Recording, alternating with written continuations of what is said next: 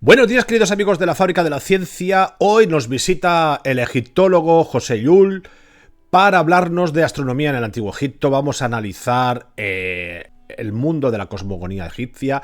Vamos a hablar de los astrónomos, de la dicotomía entre astrología y astronomía y, como no, de los aparatos que utilizaban para poder medir el tiempo, para observar el cielo y todas estas cosas que realizaban los astrónomos en el Antiguo Egipto. Y ahora os dejamos con José Llull para que nos hable de astronomía en el Antiguo Egipto.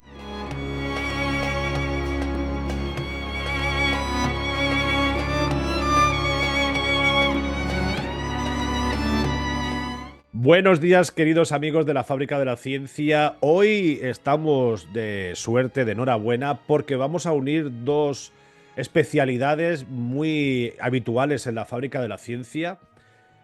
Para los seguidores de este espacio divulgativo, seguro que me diréis, pues tienes razón, Jorge. Últimamente hablamos muchísimo del Antiguo Egipto y de la ciencia del espacio, y en este caso vamos a hablar de la astronomía, y vamos a juntar estas dos especialidades en una, que es astronomía en el Antiguo Egipto, y lo vamos a hacer de la mano de José Llull, que es profesor de historia antigua, la especialidad de egiptología en la Autónoma de Barcelona, ¿verdad, José? Buenos días. Sí, hola, buenos días. Sí, bueno, soy profesor agregado de Egiptología en el Departamento de Ciencias de la Antigüedad de la Universidad Autónoma de Barcelona. Y bueno, mis líneas de investigación principales son la historia política del Imperio Nuevo y Tercer Periodo Intermedio, pero obviamente una de mis líneas de investigación más importantes para mí, que más me apasionan sin duda, es precisamente la de la astronomía en el Antiguo Egipto. Hay que decir, invito a los seguidores de la fábrica que busquen en internet José Llull, egiptólogo, y que podáis ver las conferencias, innumerables. O sea, hay muchísimas conferencias impartidas por ti, ¿verdad? Y bueno, te quedas, te quedas enamorado de lo que explicas porque es que, ¿cómo puedes saber tanto? Es que no lo entiendo. ¿Cómo puedes tener tantos conocimientos? Bueno, yo no sé los conocimientos que tengo, pero de lo que sí que soy consciente es de todo lo que no sé, y es mucho. Es Egipto un pozo sin fondo, como la misma astronomía, ¿no? Entonces eso yo creo que es lo que más nos atrae, ver que por más que leamos, que por más que investiguemos, siempre hay un amplio horizonte que estudiar. Y de hecho nos haría falta, siempre lo digo, a mí me harían falta varias vidas para hacer todo lo que quiero hacer y sé que no lo podré hacer, ¿no?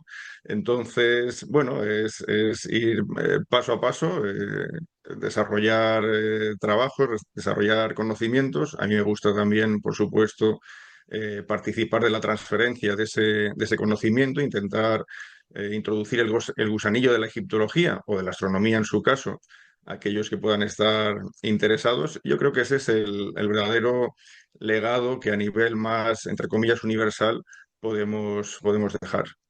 Te das cuenta lo ignorantes que somos cuando te levantas y aprendes una cosa nueva. Y dices, oye, ¿y cómo esto no lo sabía antes? ¿No? Pero bueno, vamos a centrarnos en el tema, vamos a centrarnos en la astronomía del Antiguo Egipto y vamos a comenzar por un tema que cuando aprendes egiptología, en mitología y religión, es una de las primeras cosas que se aprende, ¿no? Que es la cosmogonía egipcia. Y teníamos varias. Háblanos de ellas.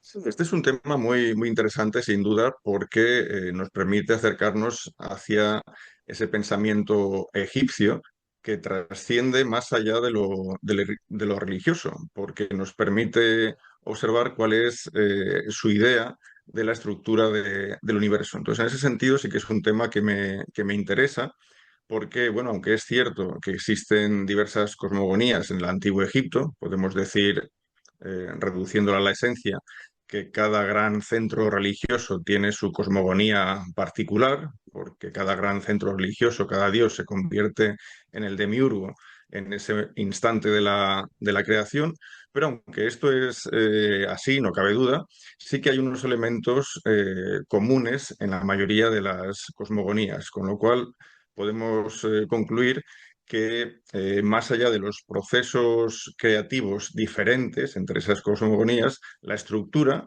que reflejan estas es muy similar. Es decir, los egipcios sí que tienen una idea más o menos clara, todos ellos, de lo que es el universo.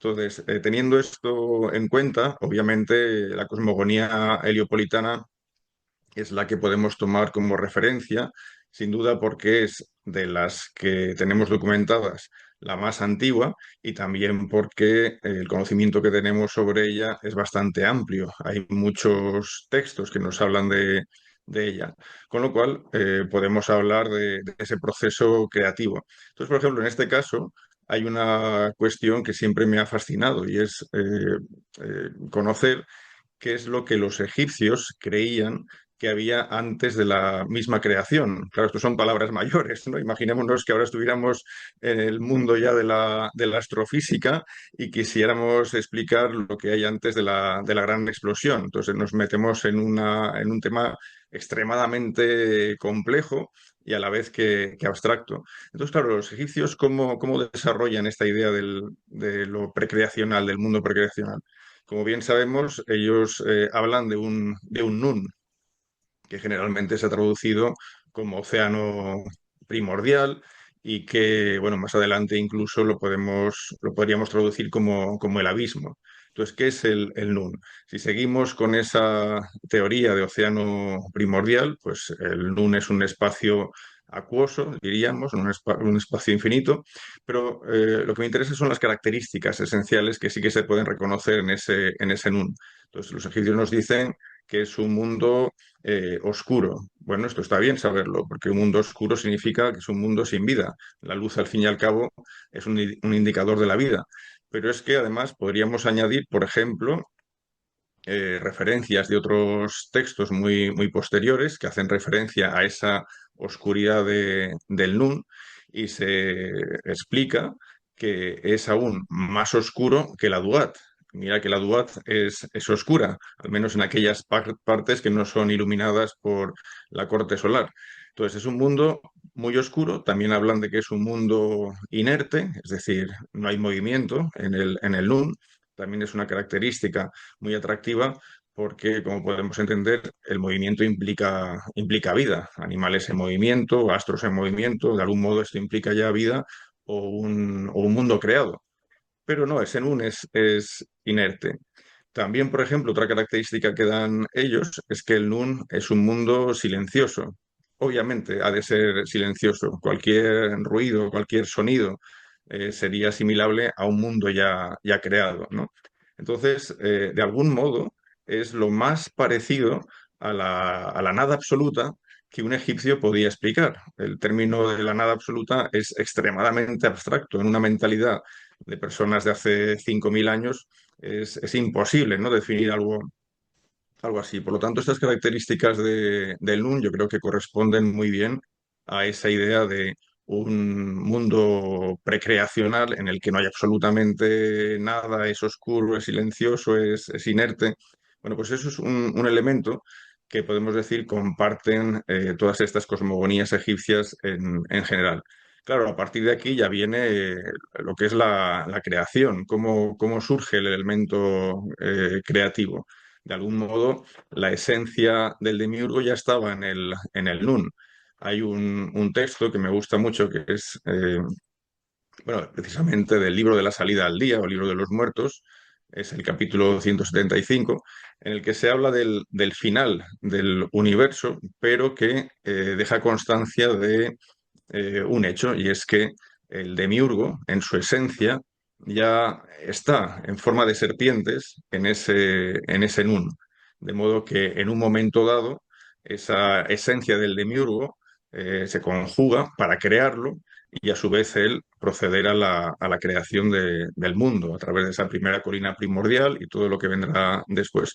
Pero esa parte es bastante interesante. Y después ya haciendo un salto a lo que sería el aspecto final, sin comentar el proceso progresivo de la creación, también me parece interesante tener en cuenta que, al contrario de lo que podríamos creer, La creación no implica la extinción del Nun, la desaparición del Nun. Todo lo contrario, el Nun permanece existiendo, pero permanece envolviendo todo ese mundo creado. Y claro, esto tiene consecuencias notables también, por ejemplo, a la hora de entender la estructura de los templos y, bueno, mucha simbología asociada. Sí que es verdad que, cuando has hablado del final del universo, ¿a qué te refieres? ¿Al final físico? Que para la percepción egipcia existía un universo finito, o es que ellos ya contemplaban la posibilidad de otro resurgimiento del Nun apoderándose de todo. Sí, esto es así. O sea, uno podría pensar, cuando uno conoce un poquitín la religión egipcia o un poco la cultura egipcia, uno tiende a pensar que el egipcio concibe el universo como un espacio eterno, permanente, indestructible, ¿no? Y también los dioses, el panteón de dioses egipcio es un conjunto indestructible. Al fin y al cabo son dioses. Sería inconcebible, ¿no? Pensar en la muerte de los dioses. Pero cuando hurgas un poco en estos temas, e incluso por eso decía ese capítulo 175 del libro de los muertos o el libro de la salida al día, te das cuenta de que esto no es exactamente así, o al menos no es exactamente así en algunas corrientes de pensamiento egipcias. Entonces, en este capítulo, por ejemplo, se indica con claridad cómo el mismísimo Osiris, o sea, imaginémonos, el dios Osiris, el representante del mundo de los muertos y por lo tanto una divinidad que entenderías tiene un carácter eterno dentro de ese mundo de los muertos, ¿no? Pues en este caso es el dios Osiris el que pregunta al demiurgo, es decir, a Atum, cuánto tiempo de vida le queda. Esa pregunta me parece fascinante. ¿Por Ujú. quién hace la pregunta, no? Y la respuesta es muy clara. La respuesta es que quedan millones de años por delante, o sea, un mundo temporal muy extenso, pero aunque es extenso, tiene una fecha de caducidad. Y en este mismo capítulo se reconoce, ¿no? Cómo va a llegar un momento en el que haya, por decirlo así, para entenderlo, un colapso en el mundo que conocen los egipcios, de tal modo que todo vuelva a su punto de origen. ¿Y cuál es el punto de origen? El Nun. Por lo tanto, ese universo volverá al estado precreacional, es decir, ese mundo oscuro, inerte, ese mundo en el que no hay ningún tipo de vida, y por otra parte un mundo en el que, como dicen los propios textos egipcios, no se sabe cómo es exactamente, porque ningún hombre ha habitado en ese lugar, ningún dios ha habitado en ese lugar. O sea que realmente el egipcio sí que cree que su universo tendrá un final, obviamente, para volver a resurgir a partir del Nun con la actuación del demiurgo. Es curioso la percepción de los antiguos egipcios, que pese a que son personas, como tú has dicho antes, de 5.000 años atrás, ya tenían una percepción muy parecida a la nuestra en algunos aspectos. Evidentemente no en otros, porque ya contemplaba la posibilidad de que dentro de millones de años, la palabra millones de años,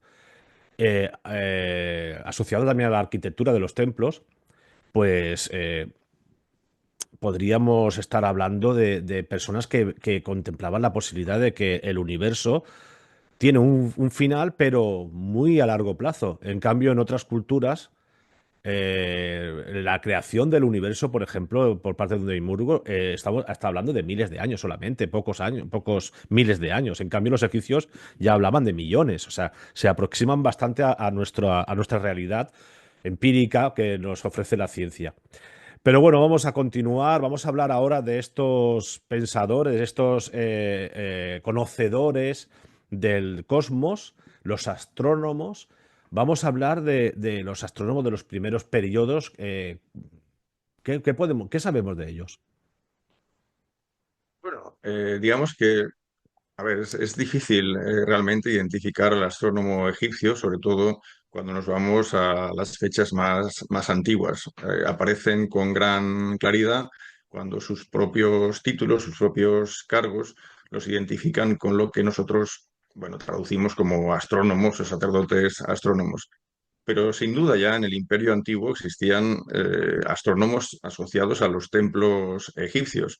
Ya digo, cuando uno analiza los títulos, cargos que emplean los sacerdotes de estos templos, pues va a encontrar grandes dificultades en hallar un término que pudiéramos identificar de manera, vamos, muy evidente como astrónomo. Pero a pesar de eso, por ejemplo, podemos discutir sobre qué valor tiene el título Urmau. El título Urmau es el que utiliza el sumo sacerdote del dios solar en Heliópolis. Entonces es cierto que Urmau, como grande de los videntes, bueno, pues podría tener muchas implicaciones, pero en absoluto es descartable que entre las funciones del Urmau haya funciones específicas de un observador, o si queremos utilizar el término actual, pues de un astrónomo.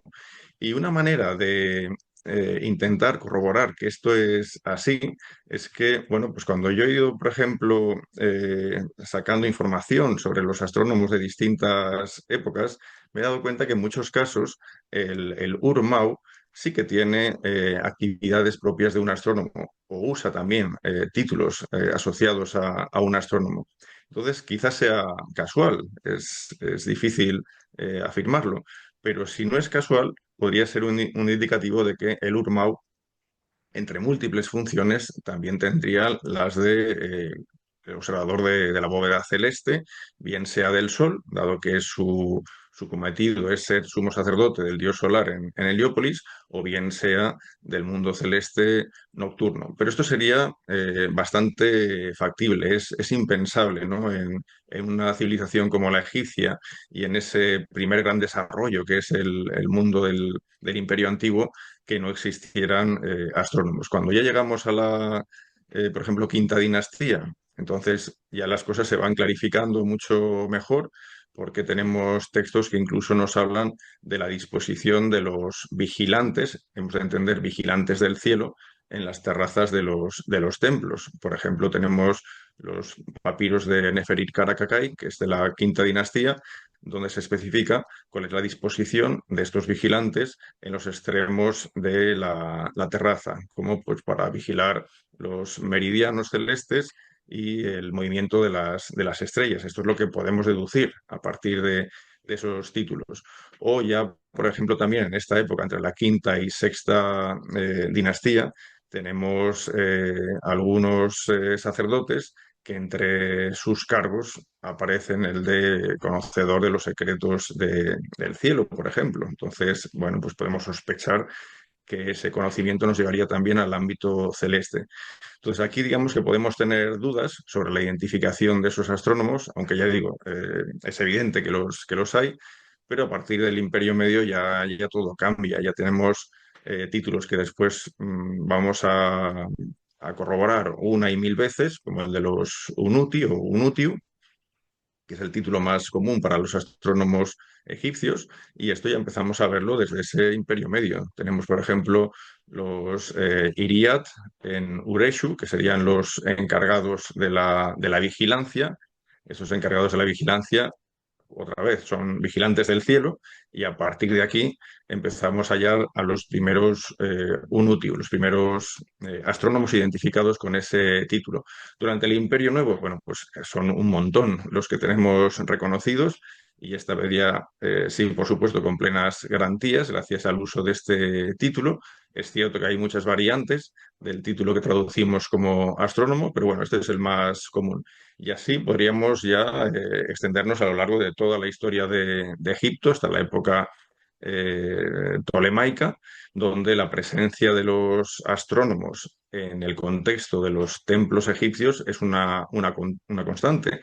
Y aquí hay otro aspecto que también hay que señalar, y es que por la documentación es más que evidente que los templos egipcios tenían equipos de astrónomos. E incluso, por ejemplo, podría decir que en el propio Karnak, claro, Karnak tiene diversas estructuras. Está el templo de Amón, el templo de Honso, hay distintas estructuras. Bueno, pues en Karnak es posible que estuvieran operando más de un equipo de astrónomos, porque, por ejemplo, hay un texto que nos habla explícitamente del equipo de astrónomos del Agmenú de Tutmosis III en Karnak, con lo cual, si solo el Agmenú tiene su equipo de astrónomos, pues imaginémonos otros edificios importantes de ese centro religioso tan notable, ¿no? Entonces, la figura del astrónomo sin duda desempeña un papel fundamental en el día a día del templo, entre otras cosas, porque sobre todo es un orólogo y como orólogo debe contar, debe medir las horas del día, las horas de la noche, y esto es importantísimo en el contexto del templo para poder establecer con precisión el momento en el que, por ejemplo, se deben abrir las puertas del naos en el que habita el dios, o cuando se deben entregar las ofrendas, o cuando se deben hacer mil rituales distintos, ¿no? Entonces, claro, esto es un aspecto muy importante asociados a estos orólogos, estos astrónomos, pero claro, la mera observación de la bóveda celeste hace que ellos al final vayan más allá y también hagan auténticos catálogos, ¿no? de estrellas, conozcan el movimiento de los planetas, etcétera. Fíjate que todavía no hemos hablado de un término que está siempre vinculado al mundo de la astronomía hasta el siglo XVIII, que es la astrología. Ahora hablaremos de la astrología porque también en Egipto era muy importante, pero me gustaría también centrarme pues lo que es el tema de los instrumentos que se utilizan o que utilizaban para poder hacer todas estas observaciones. Sí, claro, eso también es un tema muy importante. Hemos de tener en cuenta en qué mundo nos movemos para reconocer que esos instrumentos son muy simples, son muy rudimentarios y su precisión también es muy relativa. Pero bueno, tenemos un conjunto de instrumentos que son los básicos. Si nos imagináramos a un astrónomo egipcio con su maletín y sus instrumentos en el maletín, deberíamos pensar, por ejemplo, en el bai. Evidentemente el bai es un elemento importante. El bai es un instrumento que tiene aspecto bueno, es como un nervio de palma que en un extremo tiene una ranura y se utiliza como instrumento tipo mira. Entonces uno coge el bai por un extremo, extiende el brazo y a través de la ranura mira el objetivo. Un instrumento tipo mira, pues como si fuera una especie de, salvando las distancias, de jalón o algo así. Mm. Y esto se utilizaba con otro instrumento que se conoce como merjit, que prácticamente es bueno, pues una barra de madera colocada en horizontal, con un pequeño cabezal del que pende una plomada para poder tener el instrumento en horizontal y que la plomada también marque una vertical que en el cielo, por ejemplo, puede hacerse corresponder al meridiano central, el meridiano que va del norte a sur. Entonces, claro, es un instrumento muy simple, pero esto está constatado que lo utilizaban y por suerte algunos ejemplares nos han llegado a nosotros. Eh, ya como instrumento complementario, conocemos uno que aparece representado en rarísimas ocasiones, pero hay dos ejemplos muy buenos que hemos querido incluir en el libro, que son dos estatuas, bueno, una estatua en concreto, en el que el individuo que lleva este instrumento nos muestra una especie de bastón muy largo, o sea, prácticamente le llega a la altura de los hombros o del cuello, y acaba en forma de tridente. Y este Mm. mismo instrumento lo podemos ver, por ejemplo, en un relieve que tiene una estatua cubo. También estamos eso a caballo entre la época dinastía 30 y comienzo de la época tolemaica, un individuo que nos muestra en relieve a un astrónomo que lleva un reloj solar, que lleva un bai, que lleva este instrumento en forma de tridente. Y claro, esto es una iconografía absolutamente excepcional, porque aunque tenemos textos que nos hablan de los astrónomos egipcios o de sus instrumentos, es rarísimo ver un relieve o una estatua que nos muestre a un astrónomo llevando sus instrumentos, ¿no? Entonces, bueno, eso es de hecho una documentación muy interesante. Y aparte de estos instrumentos, que son los que se utilizan para hacer alineamientos o comprobar, por ejemplo, el meridiano central, aparte de esto, lo que sí que tenemos son relojes.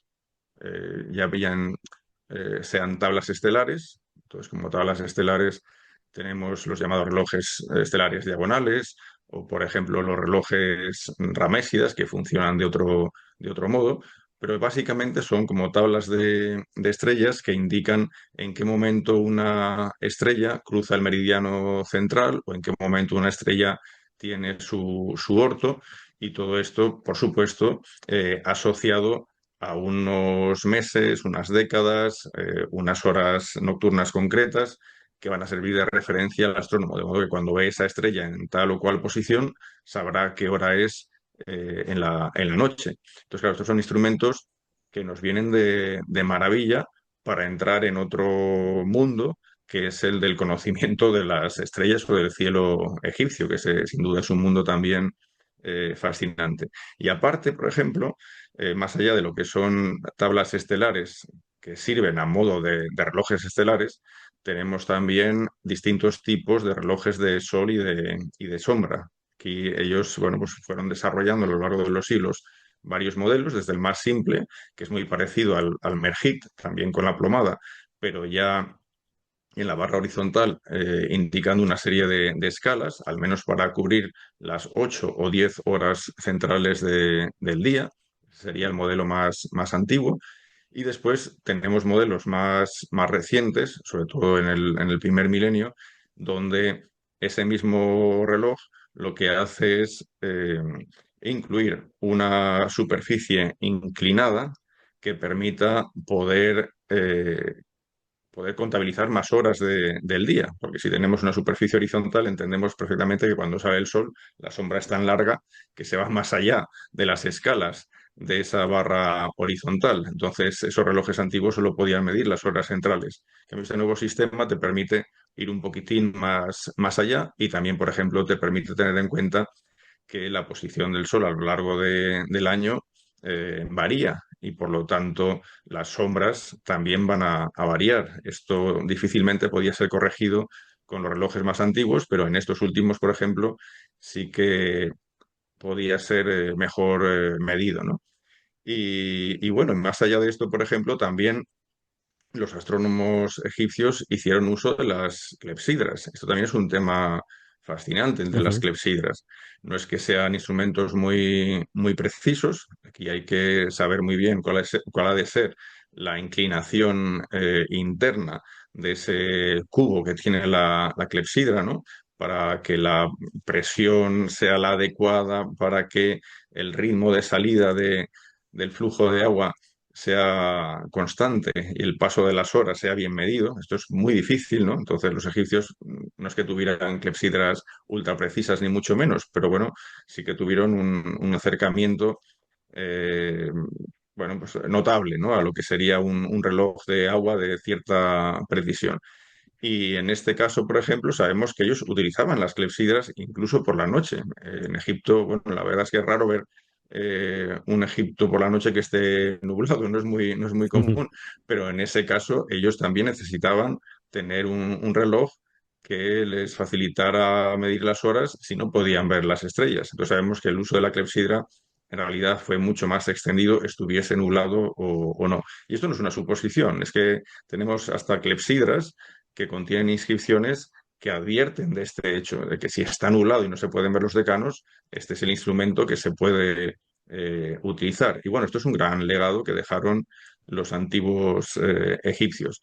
Y si aún queremos indagar un poco más en el tema y sospechar que las clepsidas pudieron ser mucho más desarrolladas que lo que creemos, pues también tenemos indicios a través de un texto que aparece en una tumba tebana de que las clepsidras o algunos modelos de clepsidras pudieron hacer una especie de ejercicio de autómata. Estos autómatas que Uf. conocemos, que a través del movimiento del agua se mueven o tal, pues es posible, ¿no? No se puede afirmar con rotundidad porque justamente ese texto ofrece lagunas, pero en absoluto es descartable. O sea que sí apostaríamos a que ellos también diseñaron algún tipo de autómata que por desgracia, nos es imposible, ¿no? de reconstruir. Pero bueno, nunca se sabe. Quizás en algún momento alguien tope con un resto de una clepsidra con todo ese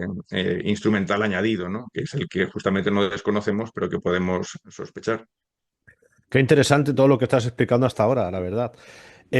Bueno, y ahora vamos a ir al tema, a otro tema también que es muy interesante, que es astronomía, astrología.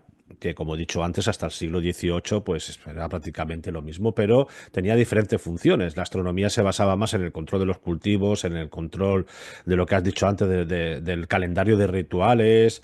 Y todas estas cosas, y la astrología se centraba más en los designios sobre el futuro de las personas, ¿no? ¿Qué te va a suceder o qué va a suceder cuando vamos a iniciar una guerra contra un otro reino, lo que sea, como, ¿vale? Entonces, ¿los astrónomos y los astrólogos eran los mismos o existía un título diferente para el astrólogo? ¿Y cuál era la función del astrólogo dentro del Antiguo Egipto? Es una buena pregunta, porque cuando pensamos en la astrología, en la antigüedad, siempre solemos tomar la referencia no de Egipto, sino de Mesopotamia. Y en Ujú. este caso sí que vemos como vamos, desde tiempo inmemoriales en Mesopotamia, los astrólogos son astrónomos. Es lo mismo, astrónomos y astrólogos en la antigüedad. Hoy en día, evidentemente, no sería lo mismo ni de lejos, pero en la antigüedad sí. Pero claro, cuando queremos hacer esa asimilación a Egipto, al antiguo Egipto, vemos que aparentemente hay una diferencia notable. A lo mejor esa diferencia se debe solo a la documentación, pero el hecho es este. En todo el Imperio Antiguo, el Imperio Medio, hasta el Imperio Nuevo, no hallamos el menor atisbo de ideas, vamos a decir, entre comillas, astrológicas, ¿no? Entre los sacerdotes astrónomos egipcios. Quiero decir con ello, ideas que, a través de las cuales uno llega a entender que mediante la observación de los planetas, las estrellas, los astrónomos egipcios pudieran llegar a hacer predicciones, como pudiera hacer un astrólogo, ¿no? O sea, esto no lo encontramos, pero claro, resulta que en el lugar más inesperado encontramos un texto de la época del rey Mereptah, por lo tanto el hijo de Ramsés Ujú. II, entonces ya sí que estamos en época faraónica plena, pues un texto que es dentro de la Estela de Israel, en el que se habla de mm, cómo se van a producir una serie de hechos, o cómo se van a ver una serie de hechos a través de la observación de las estrellas. Entonces, claro, aquí ya te deja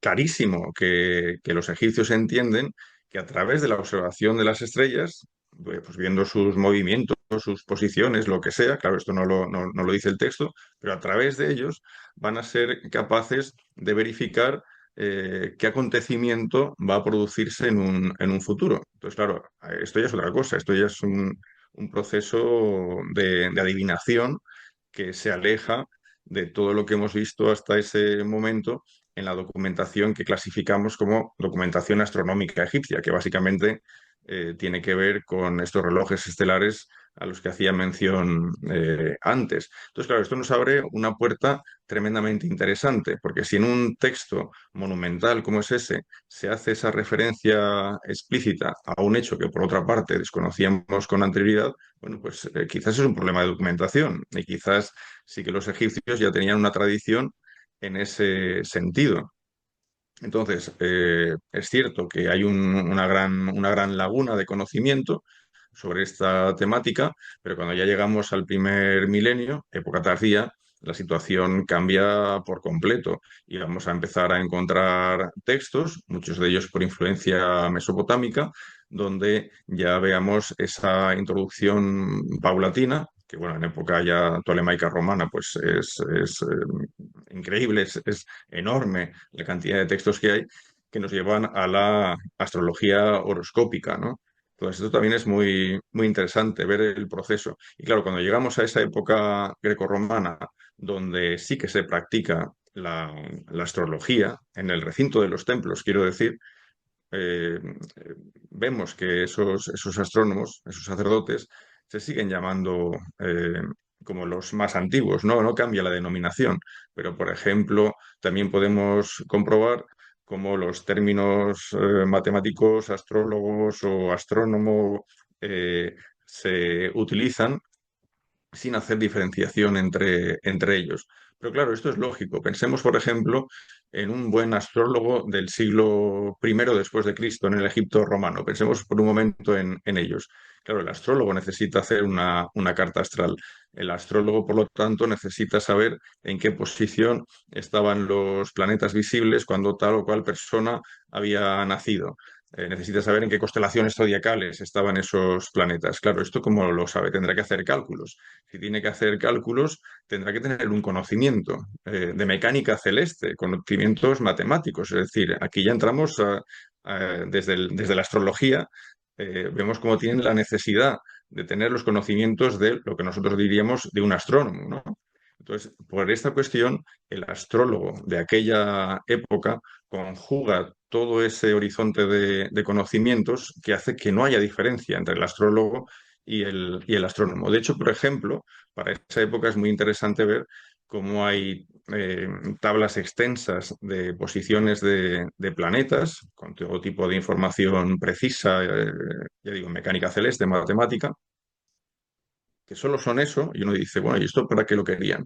Pero claro, lo entiendes, esto lo querían porque esto les sirve de base para calcular después dónde estaban esos planetas en el momento de nacimiento del cliente de este astrónomo. Lo necesitan.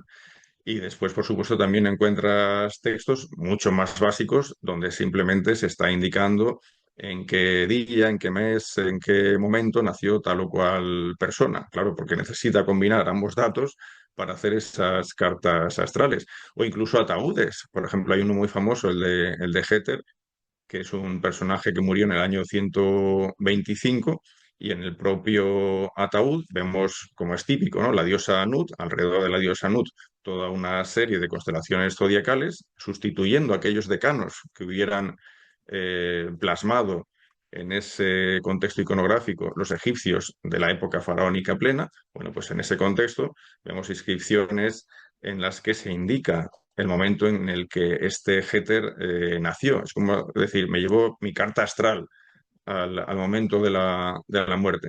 Bueno, entonces es muy, muy interesante. Y claro, todo esto se hace en el contexto de los templos. Si no, por ejemplo, ¿qué sentido tiene ver el famoso zodíaco de Dendera en el templo de Hathor, en Dendera? ¿O qué sentido tiene ver en el pronaos de ese mismo templo cuando alzamos la vista constelaciones zodiacales o cuando vamos a Esna?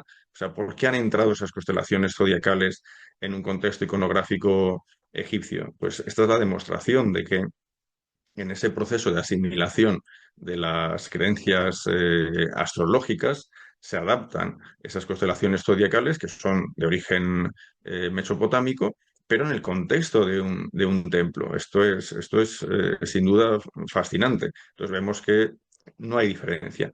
Y pondría un ejemplo, no voy a enrollar, pero bueno, pondría un ejemplo que me parece muy, muy interesante. Todos conocemos a Claudio Ptolomeo. Dijimos, no, es Claudio Ptolomeo. Pensamos en Claudio Ptolomeo y lo que nos viene a la cabeza es la figura de un grandísimo astrónomo, vamos, un astrónomo que sirvió de referencia durante muchísimos siglos, que nos deja catálogos de constelaciones, bueno, muchísima información de carácter astronómico y que de algún modo muestra el saber, ¿no? de su época en ese aspecto. Y lo conocemos esencialmente por eso. Y claro, ¿cuál es la obra que conocemos por excelencia de Claudio Ptolomeo? Conocemos el Almagesto, o al menos así como lo llamaron los árabes, el Almagesto. Pero claro, esto es lo que nos define al Claudio Ptolomeo astrónomo. Pero conocemos que también Claudio Ptolomeo es el autor del Tetrabiblos, que es completamente astrológico, sí, es un texto astrológico. Entonces vemos como el gran astrónomo, que es Claudio Ptolomeo, te escribe el Almagesto, pero a la vez también es autor del Tetrabiblos, que es, ya digo, es de carácter astrológico. Es decir, que ambas disciplinas en realidad se están fundiendo en una persona a la que podemos definir como astrónomo y astrólogo a la vez, porque es que en aquella época no hay diferencia. Una vez ya bueno, siga avanzando los siglos, llegará un momento en el que, bueno, obviamente se diferenciarán ambas disciplinas y el astrónomo será astrónomo y el astrólogo astrólogo y cada uno se dedicará a lo suyo. Pero en la antigüedad esto, como tú decías al principio, esto no es así. Ya para finalizar, Se ha pasado el tiempo, por desgracia, hablando de tiempo, ¿Me haces unas preguntas? de aquellas de contenido. Pues prepárate la siguiente porque vamos a hablar de la percepción de qué entendían los antiguos egipcios sobre los cuerpos celestes. Al sol, ellos pensaban que era el dios Ra, por ejemplo, ¿no? Pero realmente ellos pensaban eso, o sea, cuando veían que una estrella se movía de una forma diferente, más rápido que el resto de las estrellas, y decía, esto tiene que ser algo que no es una estrella, tiene que ser algo diferente, que en este caso serían los planetas. O la luna, ¿qué pensaban de la luna? O sea, en general, ¿qué pensaban de los cuerpos celestes? ¿Eran planetas? ¿Era una luna? ¿Qué percepción tenían los egipcios sobre este tema? Claro, es una pregunta tremendamente difícil, simplemente porque la documentación que nos llega no es tan explícita, ¿no? Como para indagar en la naturaleza de estos cuerpos. Pero bueno, en líneas generales sí que puede haber una contestación. Ellos tienen un mundo celeste, plagado de estrellas, que es ese telón de fondo de la bóveda celeste, en el que, eh, aunque no podamos definir qué es lo que entienden ellos por estrella, lo que sí que vemos es que en un mundo muy concreto de esa bóveda celeste, que es donde están las Igemu Sekiu, esas, vamos a decir, estrellas circumpolares, el faraón difunto quiere acceder a ese mundo y convertirse, unirse a ellas, convertirse en una más de esas estrellas. Entonces, claro, si esto lo tomamos al pie de la letra y cogemos solo esta referencia, diríamos que esas estrellas en concreto nos están mostrando a los Aju de los faraones difuntos, ¿no? Entonces podría ser una manera de explicar estas estrellas, pero claro, esto cogiéndolo con pinzas.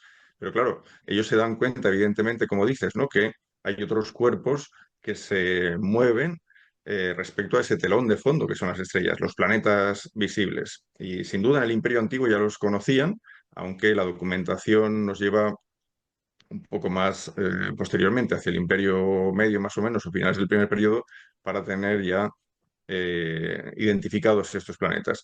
Entonces, ¿qué son para ellos estos planetas? Fijémonos que incluso aquí tenemos un problema, y es que no conocemos con exactitud cuál es el término que ellos utilizan, término específico que ellos utilizaban para referirse a lo que nosotros llamamos planetas. O sea, tenemos incluso dificultades en conocer este término. No estamos seguros de cuál lo usaban.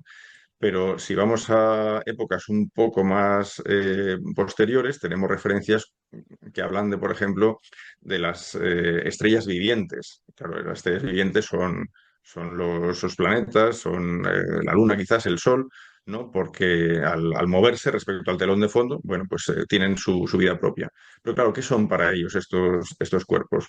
Bueno, ahí nos tenemos que ir a la iconografía astronómica, y en la iconografía astronómica vemos como, por ejemplo, los planetas como Júpiter o Saturno aparecen como formas del dios Horus navegando en sus propias barcas por ese mundo celeste. Entonces, lo que sí que está claro es que los planetas para ellos son formas de esos dioses, bien sea el dios Horus o bien sea, por ejemplo, en el caso de Mercurio, una forma del dios Set. O sea, al final lo que vemos es que estos cuerpos de la bóveda celeste están en la esfera divina y en esencia están representando a formas de estos dioses. Claro, en el caso del Sol, tú ya lo has indicado, ellos ven allí a Ra o ven en el disco a Latón o variantes de la forma solar, pero bueno, es un dios también.